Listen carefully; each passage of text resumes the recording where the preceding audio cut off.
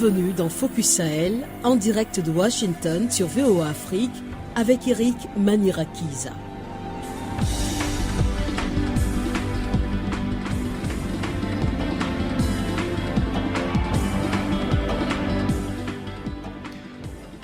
Bonsoir et bienvenue dans Focus Sahel. Chaque semaine, nous explorons les multiples facettes de la vie au Sahel pour une perspective unique sur la région. Au menu ce soir, des informations rampantes sur les réseaux sociaux. La manipulation reflète un phénomène inquiétant et aggrave les conflits au Sahel. Nous aurons un regard de la situation depuis Dakar.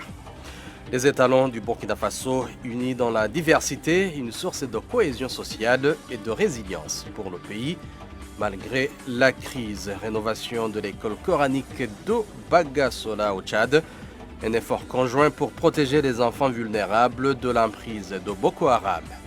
Toujours au Tchad, le général Idriss Déby et Mahamat Itno a été désigné candidat à la présidentielle 2024 par son parti après un référendum controversé sur une nouvelle constitution, suscitant des critiques et des appels au boycott. C'est notre fait marquant de la semaine. Vous pouvez également nous suivre en direct sur Facebook. Je suis ravi que vous vous joigniez à nous dans ce voyage de découverte et de dialogue. Encore une fois, bienvenue.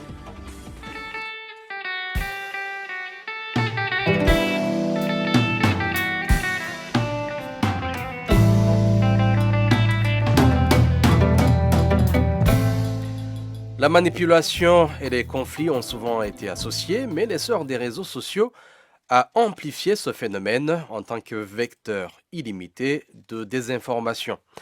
Les conflits au Sahel servent de baromètre à cette tendance croissante, davantage avec notre correspondant à Dakar, Wahani Johnson Sambou. La désinformation occupe de plus en plus de place dans les conflits au Sahel. Elle est même devenue une arme aussi redoutable qu'une Kalachnikov. Une réalité perceptible dans les discours, mais également les attitudes d'un public facilement manipulable. Rien de surprenant pour Samba Dialem-Pabadi, chercheur en désinformation. Puisque en Afrique subsaharienne, on a de plus en plus de conflits, et ces conflits se déroulant dans un contexte bien particulier, c'est tout à fait normal qu'on voit aussi que dans le même contexte, on voit une sorte d'explosion de la désinformation avec l'émergence d'Internet, des réseaux sociaux, mais aussi on voit que de plus en plus les acteurs en conflit aussi se saisissent de ces outils-là pour faire de la désinformation ou pour faire leur propagande. L'institutionnalisation de la propagande soutenue par le numérique accentue la vulnérabilité des populations à la désinformation. Cette perversion des réseaux sociaux est perçue comme un véritable danger pour la stabilité du Sahel par Dr Mamadou Bodian, chercheur, membre fondateur du groupe de recherche sur le Sahel. L'utilisation des médias sociaux, mais surtout d'autres plateformes en ligne, a un effet déstabilisateur. Pourquoi ? Parce qu'il peut conduire notamment à créer un environnement de peur, à amplifier parfois les clivages. Mais il ne faudrait pas s'attendre à ce que la situation revienne à la normale, puisque nous sommes aujourd'hui à l'ère du digital et du numérique. L'évolution rapide du paysage de l'information avec le numérique appelle à plus de vigilance pour ne pas céder aux diktats de la désinformation. Pour faire face, la sensibilisation des populations est plus que nécessaire, estime Samba Dialem-Pabadi. Si les gens sont bien informés des dangers, sont outillés pour procéder à des vérifications simples sans être obligés d'être fact-checkers, mais vraiment des vérifications basiques pour savoir est-ce que cette information est authentique ou pas avant de partager, je pense que ça peut aider à atténuer les choses. Mais le contrôle des flux d'informations qui passent par les réseaux sociaux et la lutte contre la désinformation passent, d'après Dr Mamadou Bodian, par des décisions fortes des États en termes de législation. Aller aussi vers une plus grande conscience par les citoyens de l'importance de se retenir quand il s'agit justement de partager des informations qui ne sont pas vraies et qui ne sont pas vérifiées, mais surtout amener l'État à mettre en place des régulations, des législations qui permettent de protéger contre la désinformation. Mais en attendant des mesures dissuasives des dirigeants, la désinformation continue de prendre en otage une bonne partie de l'opinion dans la région du Sahel. Wahani Johnson Sambou pour VOA Afrique, Dakar. Nous sommes en ligne avec Wahani Johnson Sambou pour continuer la discussion. Wahani, bonsoir. Bonsoir Eric. Alors, quelle est l'ampleur spécifique de la désinformation au Sénégal, en particulier en lien avec les réseaux sociaux, et comment cela influence la perception publique de la situation? Alors Eric, il faut d'abord comprendre que la désinformation est un véritable fléau et le Sénégal n'est pas une exception. C'est comme un peu ce qui se passe un peu partout dans le monde, hein. L'ampleur de ce phénomène a pris des proportions plus qu'inquiétantes ces dernières années, avec notamment, vous l'avez dit, la démocratisation des canaux de diffusion de l'information. Comprenez par là l'expansion des réseaux sociaux. Dès lors, la désinformation est l'un des effets pervers de ces outils que moi je qualifie de fantastiques, mais qui ont changé littéralement le visage des médias. Ils ont mis à nu la vulnérabilité des populations dans leur façon de consommer l'information. Le public a maintenant tendance à gober tout ce qui lui est servi comme information sans avoir de moyens de vérifier si les faits sont avérés ou non. En tout cas, pas dans le show, d'où vraiment les conclusions tirées par nos interlocuteurs dans le reportage qui, certains plaident pour la formation, la sensibilisation et d'autres pour justement la mise en place de législation contre tout ça. Wahani, pouvez-vous partager un exemple concret illustrant l'impact de la manipulation de l'information au Sénégal et comment les autorités ou la société réagissent-elles pour lutter contre ce phénomène? Alors, Eric, les faits ne manquent pas pour illustrer cette perversion de l'information via les réseaux sociaux parce que les Sénégalais sont de grands consommateurs de contenu des médias sociaux, soit sur YouTube, TikTok ou Facebook. Pour prendre juste l'exemple des violences qu'on a connues au Sénégal, on a vu qu'elles ont été catalyseurs de fake news. Par exemple, juste un exemple concret, une séquence avec la police nationale, comme pour vous expliquer que ça peut être des deux côtés, des autorités ou ailleurs. La police qui a brandi des images présentant des gens armés de fusils d'assaut comme étant des infiltrés des manifestants. Alors, le lendemain, d'autres fact-checkers, d'autres journalistes ont recoupé pour montrer d'autres images où on voit les mêmes personnes aux côtés de la police, descendant même des pick-up à côté des véhicules de la police. Donc forcément, cela prouve à quel point la désinformation est devenue vraiment un véritable fléau. Et les autorités tentent de réagir par rapport à ça. Par exemple, pendant ces manifestations, ils ont eu à couper Internet, à bloquer l'accès à TikTok, ce qui me paraît excessif quelque part, mais ça a eu l'effet de quand même bloquer un peu, éviter que ça s'embrase. Wahani Johnson Sambou, notre correspondant à Dakar. Merci pour toutes ces précisions. Sur Facebook, nous avons quelques commentaires de nos téléspectateurs. Lasga Sek, il dit « Dans l'ère cosmique à venir, la montée des moyens de communication diversifie les sources d'information, rompant le monopole des grandes agences. Cependant, la diversité engendre la désinformation, soulignant l'importance de consulter des sites certifiés et crédibles. » Alphonse Mbouaki à Kinshasa dit « Méfiez-vous des fausses informations sur les réseaux sociaux. Vérifiez les faits via des médias officiels comme RFI, VOA, France 24. Les fausses nouvelles cachent souvent des stratégies visant à manipuler l'opinion publique et affaiblir les institutions. Les plateformes numériques accélèrent la propagation mondiale de la désinformation, représentant une menace grave pour la liberté et la démocratie. » C'est ce que nous dit Alphonse Mbouaki. Nous approfondissons la discussion avec notre analyste Valdès Onanina, directeur Afrique de l'Ouest d'Africa Tchèque, basé à Dakar. Bonsoir Valdès. Bonsoir. Alors, vous êtes analyste, vous êtes confronté à ce défi tous les jours, au quotidien. Comment un citoyen lambda peut-il vérifier la fiabilité des sources et d'informations au Sahel, en particulier à la lumière de la désinformation sur les réseaux sociaux? Alors, je pense qu'il s'agisse du Sahel ou de n'importe quel autre contexte, le citoyen lambda doit partir du principe que tout ce qui se lit sur Internet, sur les réseaux sociaux, donc, ne doit pas être pris systématiquement comme une vérité absolue. Je pense que ça, c'est le prérequis. Et donc, vérifier la fiabilité des sources dans un tel contexte exige qu'on s'arme de patience pour confronter, recouper, analyser l'information à travers différentes sources. Qu'on regarde ce que disent les médias sérieux, ce que disent les sources officielles. Est-ce que c'est la même version des faits? Voilà, c'est la combinaison de tous ces différents détails qui peut éviter aux citoyens lambda de tomber souvent dans le piège de la désinformation, notamment sur les réseaux sociaux. Mais les ressources officielles peuvent aussi participer dans la désinformation. Absolument. Et d'ailleurs, c'est ce que disait mon prédécesseur tout à l'heure. Il arrive justement que des sources officielles participent à la désinformation, mais n'empêche, voilà, que ce n'est pas tout le temps. Et c'est la raison pour laquelle je parlais de confronter les différentes sources, de voir si ce qui est dit par 2, 3 sources sur un même sujet concorde. Et je pense que c'est en faisant ce travail, c'est en faisant ce travail transversal que le citoyen lambda, que l'internaute lambda peut arriver, comme je l'ai dit tantôt, à se défaire du piège de la désinformation.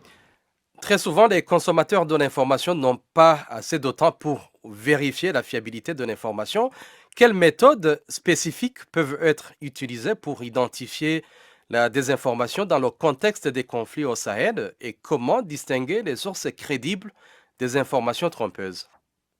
C'est un peu la suite de la question que vous venez de poser. Et je l'ai dit, il faut commencer par recouper, observer et confronter les différentes sources d'information. Donc, les médias crédibles, heureusement qu'on en a encore des médias crédibles, donc les médias crédibles, des pages officielles, et quand cela est possible, les sources humaines qui sont sur le terrain, parce que ça, c'est aussi un paramètre qu'on a tendance à oublier. Et nous, par exemple, si je prends l'exemple de la crise de la COVID-19, on a souvent eu recours aux sources humaines sur le terrain pour stopper certaines fausses rumeurs qui circulaient notamment sur les vaccins. Donc, s'ajoutent à ceci des techniques qui permettent aujourd'hui de remonter à l'origine d'une image ou d'une vidéo, d'authentifier la véracité d'un contenu qui est en circulation sur les réseaux sociaux. Il s'agit là d'outils utilisables par tout le monde et donc pas seulement par les journalistes ou encore par des spécialistes de l'information. En quoi la propagation de la désinformation liée au conflit sahélien représente-t-elle une menace pour la paix sociale et quels sont les principaux défis à relever pour contrer efficacement ce phénomène? Il y a plusieurs raisons et chacun, en fonction de la perspective à travers laquelle il fait une lecture de ce problème, peut apporter une réponse plausible. Mais à titre personnel, je dirais que la désinformation est une menace pour la paix sociale dans le Sahel, en ce sens qu'elle attise et qu'elle extrapole les tensions déjà existantes. La désinformation, donc, exacerbe ces conflits. On voit par exemple certaines exactions souvent attribuées à tort à un groupe de personnes à travers différents subterfuges de manipulation sur les réseaux sociaux. Et tout ceci vient donc embraser une situation déjà assez complexe et divise finalement les différents protagonistes, plus qu'elle ne les unit. Alors pour moi, et je vais en quelque sorte paraphraser Nelson Mandela, l'éducation est la clé pour répondre à ce problème. Et en parlant d'éducation, je parle d'éducation aux médias et à l'information, faire comprendre aux gens l'environnement dans lequel ils sont et le fait que la désinformation, la manipulation existe et n'aide pas à résoudre le problème. Il s'agit donc de sensibiliser et d'outiller le public afin qu'il ait un rapport beaucoup plus critique à l'information et qu'en même temps, il puisse être à même d'identifier la désinformation. Après, ce n'est pas un travail d'un jour et raison de plus pour s'y mettre dès à présent. Merci, il faut aussi combattre l'ignorance. Merci Valdès pour votre expertise. Je rappelle que vous êtes directeur Afrique de l'Ouest de Africa Check basé à Dakar au Sénégal. Nous observons une courte pause. Focus Sahel revient dans un instant. Le Sahel, une région à la croisée des chemins. Focus Sahel, votre nouvelle émission sur VOA Afrique. Crise sécuritaire, montée de l'extrémisme et déplacement de populations à influence étrangère, VOA Afrique braque ses projecteurs sur la bande sahélo-saharienne pour vous aider à comprendre les enjeux qui sévissent dans cette région et les événements qui rythment la vie de ces pays. Retrouvez nos équipes à Washington et nos correspondants sur le terrain pour des reportages, des analyses et des interviews. Pour tout comprendre sur le Sahel, rendez-vous tous les mardis à 18h temps universel sur VOA Afrique, voaafrique.com et toutes nos plateformes digitales.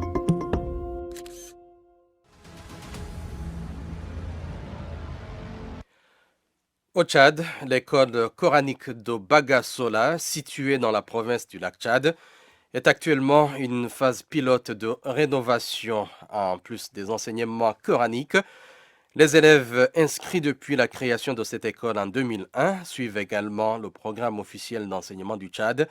Cette initiative, menée par l'État tchadien et ses partenaires, vise à garantir l'éducation des enfants fréquentant les écoles coraniques qui sont particulièrement vulnérables et susceptibles d'exploitation par la secte Boko Haram. André Kodmadjingar, correspondant de VOA Afrique, fait le point de N'Djamena. Le jumelage de l'école coranique de Bagasola avec l'école formelle date de 2021 et participe à la politique de rénovation des écoles coraniques dans la province du lac Tchad, un projet piloté par l'UNICEF grâce à l'appui de la Ligue islamique mondiale. Le bâtiment scolaire complètement délabré a été réfectionné par les partenaires humanitaires. Un accord entre l'UNICEF et l'État tchadien a permis de recruter 4 enseignants au début de ce projet. Le partenariat a pris fin l'année dernière et la délégation régionale de l'éducation nationale n'est pas en mesure de supporter la charge de ces enseignants. La politique de rénovation a été initiée pour conscientiser les enfants des écoles coraniques communément appelées Muhadirin, qui sont souvent utilisés par les éléments de la secte Boko Haram comme kamikazes. Maloum Ali est le directeur de l'école coranique de Bagasola. L'année dernière, comme les enseignants étaient nombreux, ces enfants ont bénéficié aussi des cours en français et en anglais. Mais cette année, comme je suis le seul à intervenir, ce n'est pas du tout facile. J'interviens à tous les niveaux. Je fais des navettes entre les classes. Les apprenants sont nombreux. Ils viennent de Dar es Salaam et du centre-ville de Bagasola.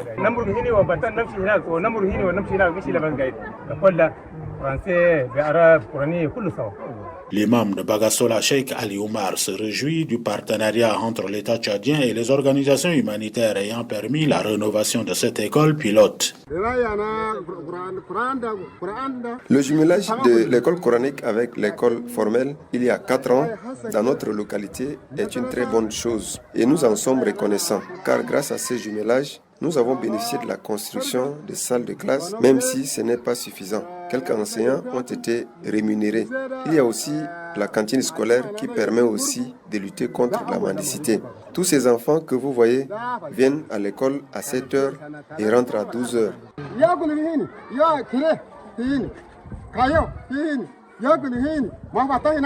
À la question de savoir si les écoles coraniques de cette localité seront fermées à l'avenir, Nancy Ndala du service de la communication de l'UNICEF répond. Ce sont des questions aussi liées à la religion. On ne peut pas du coup fermer. Donc on espère que si ça marche ici, on pourra aller dans d'autres provinces. Et certaines écoles coraniques vont se fermer. Avoir maintenant des écoles coraniques rénovées. Le mot rénover, c'est simplement parce que dans ces écoles, on va au-delà de l'enseignement coranique. Mais on contribue aussi à la protection de ces enfants. Parce que les fouets qui étaient là-bas, on les supprime. La mendicité qui explose les enfants, on les supprime. Parce qu'il y a aussi une cantine scolaire ici. Dans le cadre de la rénovation des écoles coraniques dans la province du lac Tchad, plus de 350 élèves de l'école rénovée de Bagasola, dont plus de 220 filles, apprennent la langue arabe et la pratique islamique. Mais aussi d'autres matières édictées par le Centre national de curricula du Tchad. André Kodmadjingar, de retour de Bagasola pour VOA Afrique, N'Djamena. Nous restons au Tchad pour aborder notre fait marquant de la semaine. Vous l'avez suivi, le général Mahamat Idriss Déby Itno, président de transition, a été désigné candidat à l'élection présidentielle au Tchad après avoir obtenu le oui à sa nouvelle constitution par référendum. Le ralliement de l'opposant Succès Masra, devenu Premier ministre, a suscité des critiques, certains considérant cela comme une tentative de perpétuer une dynastie. Une partie de l'opposition et de la société civile avait appelé au boycott du référendum. Nous retrouvons Armand Gambay Njegoltar Njerakor de Electron TV. Il est avec nous en ligne. C'est notre station partenaire en N'Djamena. Bonsoir Njegoltar. Bonsoir Eric. Alors, quelles sont les raisons invoquées par ceux qui s'opposent à la candidature de Mahamat Déby et comment cela influence-t-il le paysage politique actuel? Bien, en fait, ceux qui s'opposent à cette candidature, je pense, suggérée ou manifestée, sont simplement ceux qui font donc une assimilation filiale, puisque le père a régné plus d'une trentaine d'années et que le fils étant au pouvoir, c'est donc simplement, n'est-ce pas, je dirais, une agrégation du passif de la gestion du père qui est en train de se projeter sur le fils. Et cela influence effectivement les tendances parce que pour beaucoup, ça veut dire que c'est la perpétuation de ce qui a été connu. Ça peut être la perpétuation en bien ou en mal des différents aspects selon la perception des uns et des autres. Cependant, il faut dire que cette proposition, sinon cette homologation ou cette, disons, suggestion de la candidature est en phase avec les conclusions du dialogue, puisque le dialogue dit que les dirigeants de la transition sont éligibles et peuvent participer aux différentes échéances, Eric. Alors, s'ils ne veulent pas de lui, ils peuvent le faire partir par la voie des urnes, n'est-ce pas? Voudriez-vous nous parler des défis auxquels l'opposition est confrontée pour former un front uni face au président de transition, notamment compte tenu des divergences internes et du contexte politique après que Succès Masra est devenu Premier ministre? Eric, on doit observer qu'avant la fin avril 2021, avec les dernières élections sous le feu maréchal, l'opposition avait fait un bloc et donc avait boycotté les élections et semblait être donc une opposition unie. Aujourd'hui, avec la transition, cette opposition s'est essoufflée, elle s'est un peu émiettée et parler d'un sursaut ou d'un front de l'opposition face à cette situation relève un peu de l'infinitésimal. Mais peut-être il faut rester toujours positif en pensant qu'il peut y avoir peut-être un réveil de l'opposition, mais dans cette phase-là, je veux simplement dire du point de vue de mon analyse que cette opposition s'est laissée affaiblir et aujourd'hui, il n'y a que quelques individualités de l'opposition qui expriment leur voix parce que les grosses figures, semble-t-il, entre guillemets, de l'opposition, aujourd'hui, avec le fait que Masra ait regagné le gouvernement, pour beaucoup, on l'a déjà dit, une fois, c'est une tendance à la calmie, une espérance, mais pour d'autres, c'est peut-être aussi le synonyme d'une trahison. Et donc, l'opposition est un peu dans une division qui semble l'affaiblir. Et quelles sont les attentes générales de la population tchadienne envers cette élection présidentielle prévue fin 2024? L'attente la plus phare, c'est de pouvoir accéder, disons, ou bien arriver à un changement. C'est ce changement. Et ce changement apparaît dans la psychologie de plusieurs comme un changement, je dirais, de régime ou bien un changement de tête de personne en faisant toujours, comme je l'ai dit, une assimilation filiale. Mais on doit plutôt aussi regarder le fait que pour un pays post-conflit, la question de la filiation, faire des assimilations filiales, ce serait un piège et créer une jurisprudence qui peut à terme poser du tort dans, je dirais, un peu l'essence démocratique même du pays. Donc, nous espérons bien que dans les prochains jours, les politiques verront à quelle mesure ils vont travailler à ce que la population soit, n'est-ce pas, rassurée et surtout même les potentiels candidats, comme le cas du général qui vient d'être proposé par le mouvement patriotique du salut. Il est important de voir dans quelle mesure garantir à cette population qui a tant d'attentes, qui a tant de problèmes sous les bras et qui veut voir le changement, comment lui garantir que ce changement est possible en dépit de l'assimilation familiale qui pose problème aujourd'hui. Armand Gambay, Goltar, Raccord, je rappelle que vous êtes PDG de Electron TV, notre station partenaire en N'Djamena. Merci beaucoup pour toutes ces explications. Et sans transition, nous allons passer à notre dernier élément de cette édition de Focus Sahel. La Coupe d'Afrique des Nations a débuté samedi dernier à Abidjan, la capitale ivoirienne. Les étalons de l'équipe nationale du Burkina Faso qui ont joué aujourd'hui et qui ont gagné par 1-0 font partie des 24 équipes présentes en terre des Burnis, devenant un facteur de cohésion sociale et de résilience en ces temps difficiles pour le pays des hommes intègres. C'est le constat de Gilles Dasda, un de nos correspondants à Ouagadougou. La longue lutte contre le terrorisme au Burkina est marquée par de nombreuses tensions internes touchant différentes couches sociales du pays. Mais face à toutes ces difficultés, un facteur semble faire l'unanimité. Les étalons. L'équipe nationale de football burkinabé est sur le territoire ivoirien pour disputer la CAN et sa présence à cette compétition est perçue comme un facteur de résilience et de cohésion sociale. C'est ce qu'on pense dans les rues de Ouagadougou et Germain Yougbaré adhère à cette idée. Ça peut permettre les gens d'oublier ce qui se passe, surtout au Burkina.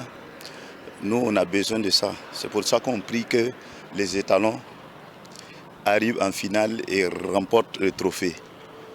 Et pour permettre les Burkinabés de sourire un peu. Pour Bouraïma Soré, autre habitant de Ouaga, le foot permet de retrouver le sourire par ces temps d'insécurité. Le sport aide au renforcement des liens sociaux. Que ce soit n'importe quelle religion, les ethnies. Sur le terrain, on ne cherche pas à savoir c'est de quel bord, c'est de quelle ethnie, ou bien vraiment ça réunit. À cette CAN, l'équipe nationale constitue plus que jamais un centre d'intérêt des Burkinabés au vu de la situation que traverse le pays. L'impact des étalons sur la cohésion du pays. Bernabé Cabré, un des célèbres journalistes sportifs du Burkina, l'a senti monter avant le début de cette Coupe d'Afrique. Ça va rassembler encore plus les Burkinabés autour de leur équipe nationale. Ils seront vraiment soudés.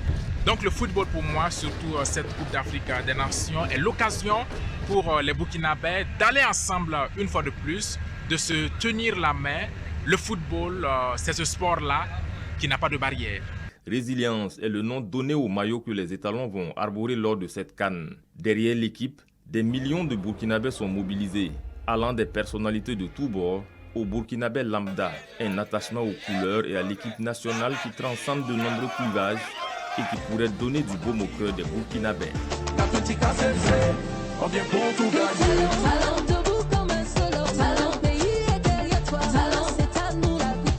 Gilles Dasda, Ouagadougou, VOA Afrique.